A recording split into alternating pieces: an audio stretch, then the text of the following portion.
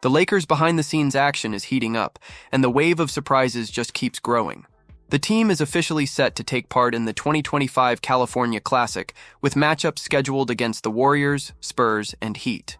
But what's really sparking curiosity is what might happen off the court during this event.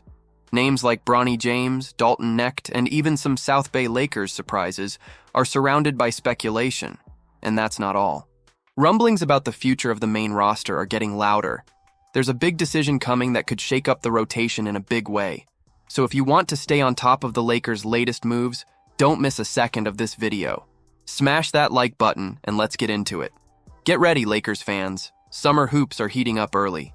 The purple and gold are officially back in the California Classic for 2025, and the schedule's locked in. The Lakers will be squaring off against the Warriors, Spurs, and Heat in this mini pre-Vegas warm-up, and unlike last year's split-city setup, everything's happening under one roof this time. San Francisco's Chase Center is the sole host from July 5th through July 8th. Here's how it's going down. The Lakers kick things off against the hometown Warriors on July 5th at 12:30 p.m. PT, then turn around the next day to battle Victor Wembanyama's Spurs at 3:30 p.m. PT. They'll wrap things up on July 8th versus the Heat, though tip-off time for that one's still up in the air. Now, these aren't your typical NBA games. Think Summer League rules. That means 10-minute quarters, 10 fouls before you foul out, and a few other tweaks designed to give young guys a shot without bogging things down. There'll also be some fan-friendly action in between games to keep the vibes high at Chase Center. This event's basically the appetizer before the main course in Las Vegas, which tips off on July 10th. The big mystery right now? Who's actually suiting up for the Lakers? We know Bronny James has said he's all in for Vegas, but it's unclear if he'll also lace up in San Fran. First-round pick Dalton Knecht could very well make an appearance too. Dude's looking to make a splash this summer. Toss in a few South Bay Lakers and maybe an undrafted gem or two, and you've got a recipe for something spicy. Of course, the Lakers have been known to find diamonds in the Summer League rough before. Shout out to Alex Caruso and most recently Quincy Oliveri. So yeah, it's worth tuning in, even if LeBron himself won't be touching the hardwood. Speaking of the King, he's got some off-season decisions of his own. He's holding a $54 million player option for next season, and all signs point to him picking it up. No final word yet. That decision's due June 29th. But expect some convos with Lakers brass before it's all official. Barring anything wild, LeBron's expected to be back in the purple and gold for year 23, likely keeping a close watch on Bronny and the next generation as they chase that Summer League spotlight. So, what do you think? Will this young Lakers squad make some noise early this summer? Drop your thoughts in the comments. But hold on, because the next update involves a well-known starter. And it might just surprise you. So here we go again. Another Lakers offseason. Another big decision in the front court. While LA's looking to lock in some key guys this summer, there's some smoke around one starter who might be on his way out. Jackson Hayes, who held it down at center for most of the season, could be heading for the exit once free agency opens on July 6th. And yeah, it's sounding more and more like both sides might be ready to move on. According to Clutch Points' Anthony Irwin, the Lakers are actively hunting for a new starting big man, which doesn't exactly scream confidence in bringing Hayes back. From Hayes' perspective, things soured down the stretch. His minutes vanished in the playoffs, and with them, any chance to boost his value.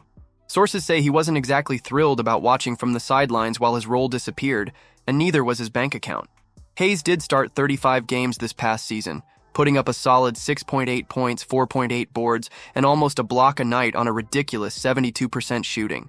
Once Luka Doncic joined the mix, Hayes saw a slight bump, 8.1 points, 3 rebounds. But when the lights were brightest in the first round against Minnesota, he faded hard.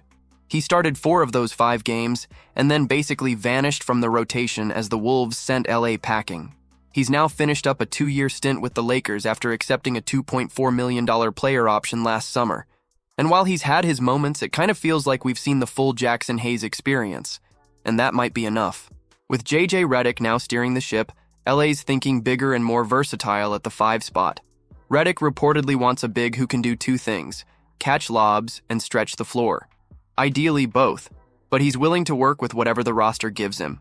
If the Lakers trade for a rim runner, expect them to chase a floor spacing bruiser in free agency, and vice versa. They've got the taxpayer mid-level and minimum deals to work with, so don't expect a splashy signing, but something strategic. Names that keep coming up? Nick Claxton, Daniel Gafford, Onyeka Okongwu, Jakob Poeltl, basically any center who can either dunk everything or knock down a mid-range jumper and hold their own on D. And don't sleep on internal options either. The Lakers really like Christian Koloko and Trey Jemison, two-way guys last year who might stick around on standard or two-way deals. They're not ready for primetime backup minutes just yet, but they could be part of the depth chart puzzle behind whatever front court combo Pelinka ends up building. Bottom line, Jackson Hayes' time in LA might be wrapping up, and the Lakers are swinging big, literally, for a new-look front court to support LeBron, Luka, and Reeves. Let the summer shuffle begin. As a Lakers fan, we're used to off-seasons full of twists, but this time it finally feels like the front office is thinking about fit, not just flashy names.